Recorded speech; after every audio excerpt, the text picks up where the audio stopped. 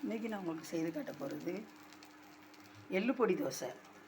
இந்த எள்ளு பொடிக்கு தேவையான அளவு எள் 50 கிராம், மிளகா வத்தல் 7, கொஞ்சம் வெள்ளைப்பூடு, சிறிதளவு கருவேப்பிலை, கொஞ்சம் தேவையான அளவு உப்பு, கொஞ்சம் புளி சேர்த்துருக்குறேன். பாருங்கள், மேலே நெய் ஊற்றிக்கிடனா எண்ணெயும் ஊற்றிக்கலாம், ரொம்ப எண்ணெய் வேண்டாம். குழந்தைங்க இட்லி சாப்பிட்றத விட தோசை தானங்க விரும்பி சாப்பிட்றாங்க.